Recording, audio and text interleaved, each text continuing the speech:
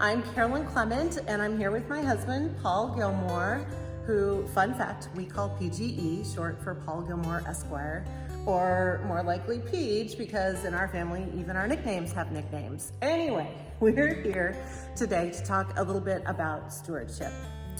Peach, say hi to these good people. Hi, good people. So I'm sure all of you have some essential questions about stewardship, which we all know fundamentally means giving money to support this parish and its ministries. So PGE, here's a question for you that may be on everyone's mind. Does God really need our money? I mean, He is the creator of heaven and earth and everything. Well, Senior Warden, there is a biblically based answer to that question, and actually the answer is no. God doesn't need our money. Now, St. Paul is very direct about this. And Luke recounts in the book of Acts, when Paul was on one of his missionary journeys, he visited Athens and he spoke at the Areopagus. And what he said to the people there was that the God who made the world and everything in it does not live in temples made by human hands. And he's not served by human hands as if he needed anything. For he himself gave all people life and breath and everything else. Okay, so if that's the case, which, you know, it is, then what is the purpose of giving money to the church? Well, the answer to that question simply can be stated from another famous line that's actually not in the Bible. Okay, I'll bite. What's the line? Well, do you remember the movie Evan Almighty? Yeah. There's a famous line in Evan Almighty, delivered by Morgan Freeman, who has one of the all-time great voices, BT Dubs. Legit. And what Morgan Freeman's character said was, "You know how to change the world, don't you? One random act of kindness at a time." So I get that sentiment, but tell me, how do you get from point A to point Z, that is stewardship, without some overly clever lawyerly spiel? Well, there is a simple yet elegant, biblically based answer to that question. All right, let's hear it. But if I detect any lawyerly spin doctrine, I'm gonna have to shut you down. I mean, I am the senior warden after all, honey. Okay, so we need to go back to St. Paul's speech at the Areopagus, because he recounts further that God set the dynamics of this earthly life with its myriad chances and changes in such a way that we might seek him out and perhaps find him, though he is not far from each one of us. For in him we live and move and have our being. But God, you see, doesn't just want us to find him. God has a purpose for our lives, for each one of our lives. There are expectations. And so to learn more about that, we have to jump back to the Hebrew scriptures. Okay. And specifically to the book of Psalms. Great one. And you might say, why the book of Psalms? Well, singing Carolyn, I know that you are a data-driven lady, and you Sure. love to wield the most important informational tool on this earth, the internet. I sure do.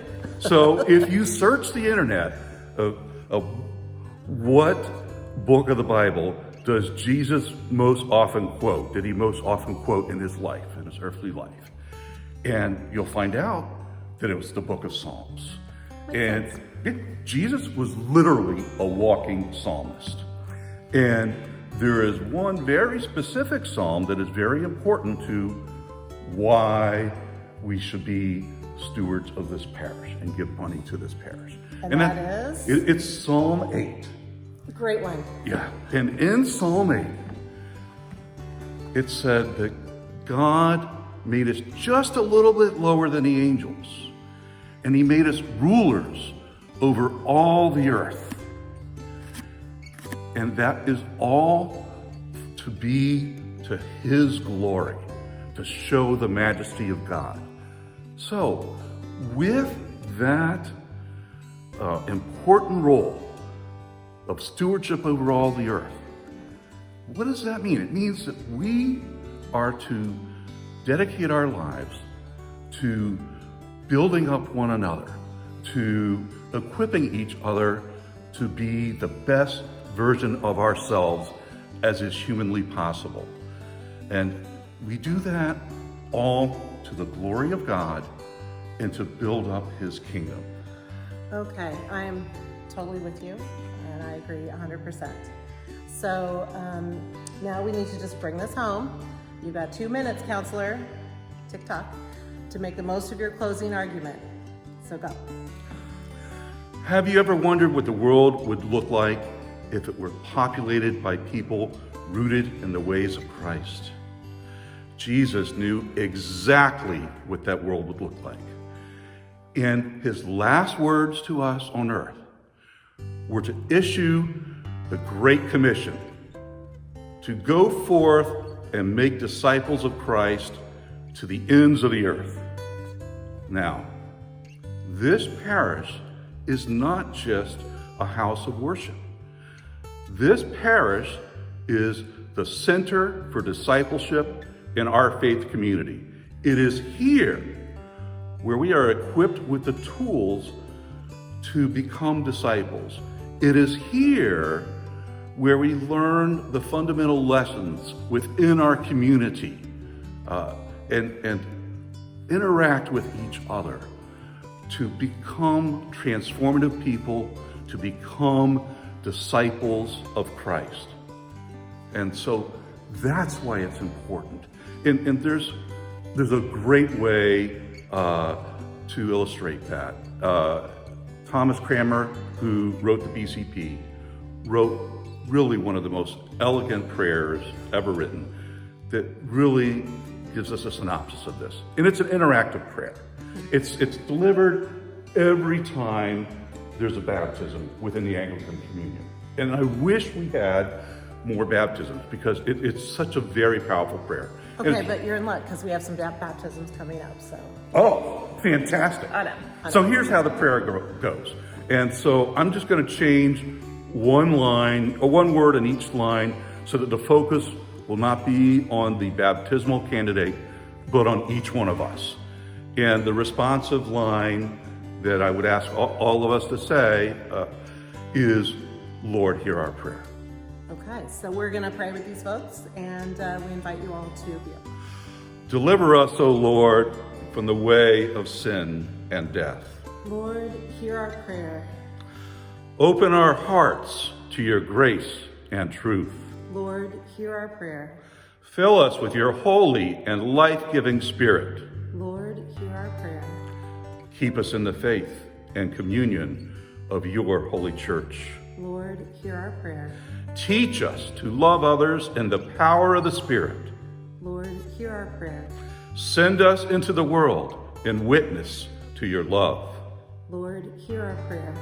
Bring us to the fullness of your peace and glory. Lord, hear our prayer. That's it in a nutshell. That's why it's so important to give, why our parish is so transformative in our lives and needs to be supported financially. Case closed. So there's never been a time when our giving is more important than this year, to each other, to our parish, to our neighborhood, and the world. We have so many exciting things happening here at Trinity, and we need everyone to be a part of it to move forward in faith. So fill out your pledge card and bring it on November 14th for Celebration Sunday, or you can even do the pledge card online on our website. Our giving makes a difference. God bless you. God bless. Bye. Good job, Counselor.